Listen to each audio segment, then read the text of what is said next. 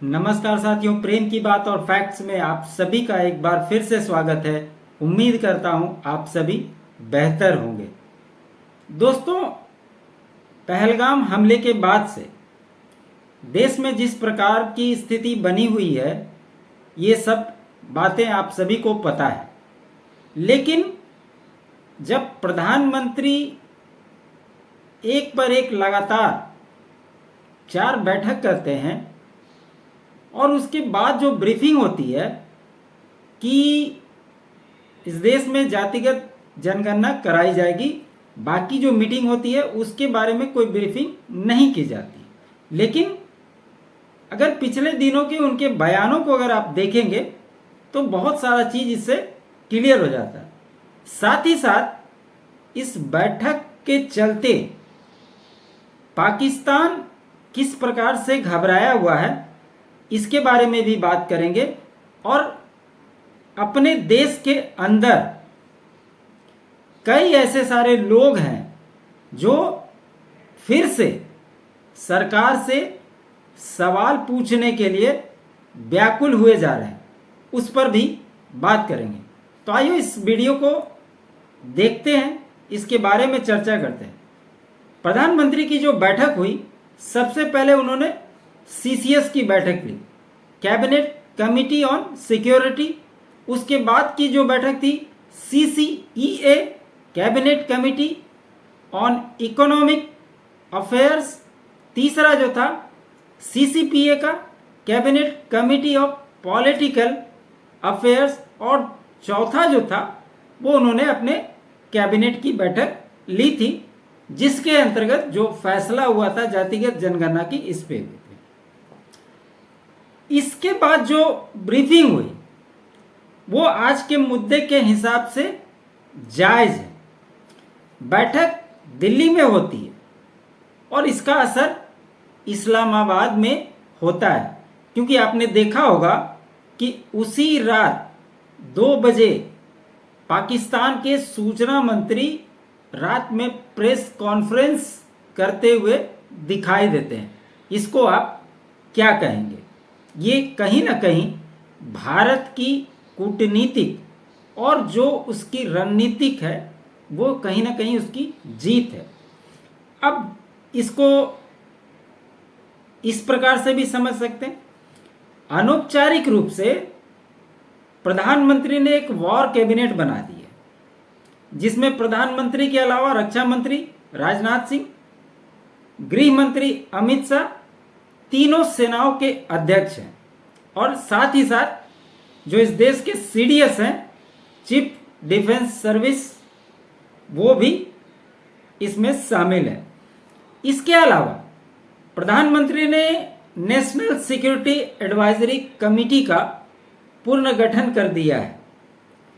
इसमें कई ex army, navy और एयरफोर्स के रिटायर्ड लोग शामिल, और इनका जिनको अध्यक्ष बनाया गया है इस कमेटी का, वो रॉ के पूर्व अध्यक्ष आलोक जोशी हैं।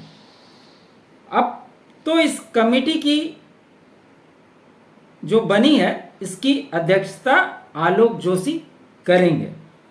यह कमेटी वर्तमान स्थिति के अनुसार पाकिस्तान के ऊपर क्या कार्रवाई हो, कैसे कार्रवाई हो और कब कार्रवाई हो, इसकी ब्रीफिंग प्रधानमंत्री को करेगी, सलाह देगी। इसके अलावा जो इनपुट जुटाए जा रहे हैं उसके बारे में भी बताएगी। इसके अलावा भारत के जो डिप्लोमेसी की बात करते हैं, 6 से ज़्यादा डिप्लोमेटिक ऑफेंस को बढ़ा दिया है। विदेश मंत्री एस जयशंकर जो हैं, वो कई देशों के डिप्लोमेट से बात करके इसके बारे में जानकारी भी दे रहे हैं। सीसीएस की बैठक में क्या हुआ ये तो ब्रीफिंग में नहीं बताया गया, लेकिन भारत से पाकिस्तान जाने वाले सामान और पाकिस्तान से भारत आने वाले सामान किसी देश, तीसरे देश के थ्रू भी अगर आ जा रहे हो तो वो सारी कंपनियां जो इसमें इन्वॉल्व है उनको कहा गया है कि आप इसका डेटा दीजिए, और कोशिश ये की जा रही है कि कोई भी सामान तीसरे देश के माध्यम से भी पाकिस्तान नहीं जा सके, जिसके वजह से आर्थिक रूप से पाकिस्तान को पंगु बनाने की कोशिश की जा रही है। सीमा पर फायरिंग हो रही है, ये आप देख रहे हैं, गतिविधियां बढ़ गई है। अब स्थिति यह है कि पाकिस्तान के पीएम शहबाज शरीफ यूनाइटेड नेशन में सिक्योरिटी जनरल से यह गुहार लगा रहे हैं कि भारत से बात कर लीजिए, बातचीत से मामला सॉल्व हो जाए, युद्ध की स्थिति ना हो। ये गुहार लगा रहे, ये है भारत की बढ़ती हुई ताकत। कल ही ब्रिटेन की सरकार का बयान आया कि भारत के साथ पूर्ण रूप से खड़े हैं। इस नरसंहार का भारत को बदला लेने का पूर्ण अधिकार है। अमेरिका, यूरोप, रशिया की बात आप सुन चुके हैं। तुर्की कितना भी मना करे, लेकिन अगर युद्ध की स्थिति बनती है तो वो पाकिस्तान को हथियार जरूर सप्लाई करेगा। पाकिस्तान में स्थिति यह है दोस्तों कि अंतर्कलह बढ़ती जा रही है। पाकिस्तान का एक ड्रीम प्रोजेक्ट है ग्रीन पाकिस्तान। सिंधु नदी के जल से 6 नहर निकालकर उनका एक हार्ड डिजर्ट पॉइंट है, ये चुलिस्तान के पास पड़ता है। पंजाब, सिंध और भारत के कुछ रेगिस्तानी हिस्सा इससे लगता है। इस जमीन को हरा भरा और उपजाऊ बनाने के लिए ये प्रयास किए जा रहे थे। इसके विरोध में, और इसमें जो जमीन थी वो करीब करीब 48 लाख एकड़ जमीन। इससे आप अंदाज लगा लीजिए कि कितना बड़ा प्रोजेक्ट था ये। और इस प्रोजेक्ट के खिलाफ सिंध के लोग सड़क पर उतर गए और उन्होंने हाईवे को जाम कर दिया, जिससे 6 से 7 हजार ट्रकें खड़ी हो गई। कोई भी इधर से उधर नहीं जा पा रहा। और इसी की वजह से पाकिस्तान की सरकार ने फिलहाल इस प्रोजेक्ट को ठंडे बस्ते में डाल दिया है। भारत ने जो सिंधु जल समझौते को स्थगित किया है, उसके बाद पानी की और कमी होने वाली है। ऐसे में अगर पाकिस्तान इस प्रोजेक्ट पर आगे बढ़ती है तो पाकिस्तान सरकार इस पर आगे बढ़े। पाकिस्तान सरकार यानी पाकिस्तान की सेना, क्योंकि सरकार वहाँ कठपुतली सरकार होती है, तो सबको पता है। जो भी सेना कहती है वही वहाँ की सरकार तोते की तरह बोलती है। तो ये कहीं ना कहीं पाकिस्तानी सेना के लिए बुरी खबर है।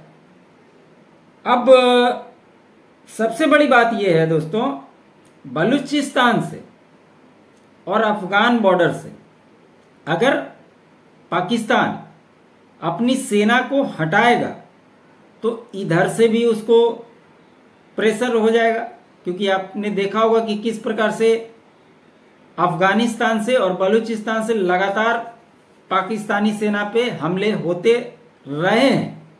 ये किसी से छुपा हुआ नहीं है। ऐसे में पाकिस्तान को 3 मोर्चे पे अपनी लड़ाई लड़नी पड़ेगी।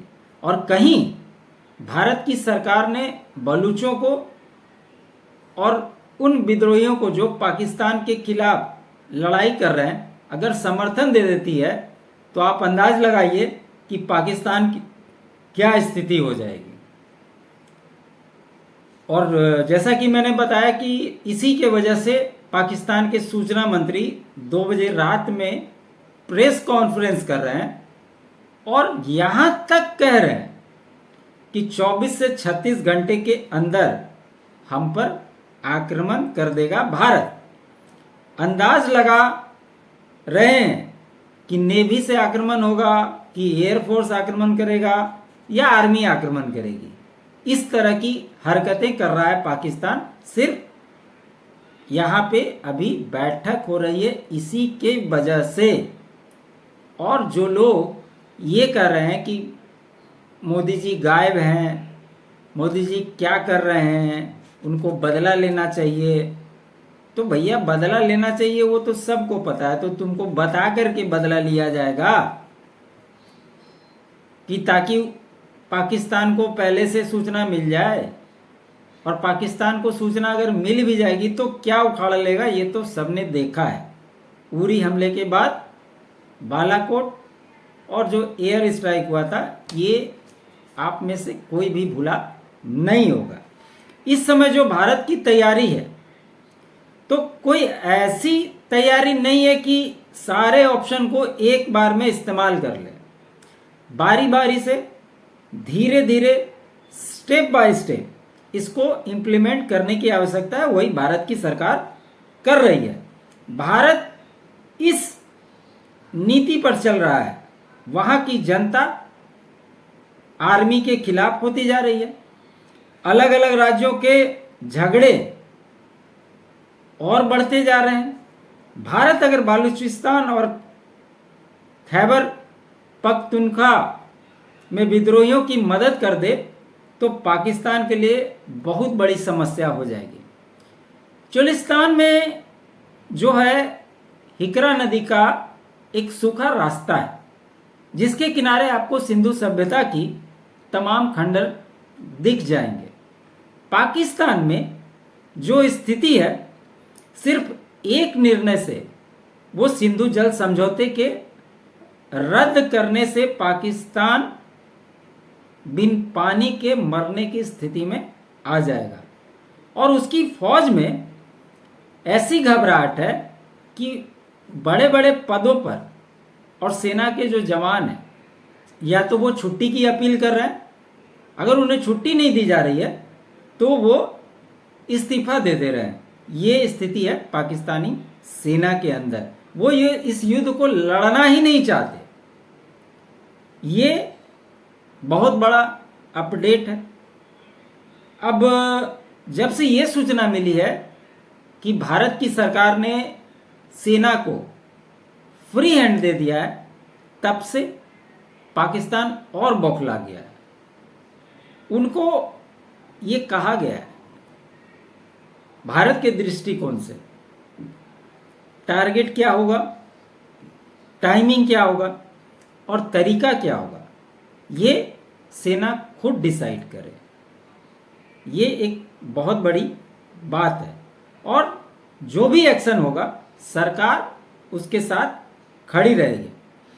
प्रधानमंत्री ने अपने भाषण में एक जो बिहार से उन्होंने दिया था, और दूसरी जो बात उन्होंने कही कि समय सीमित है और लक्ष्य बड़े हैं, ये बहुत कुछ दर्शाता है।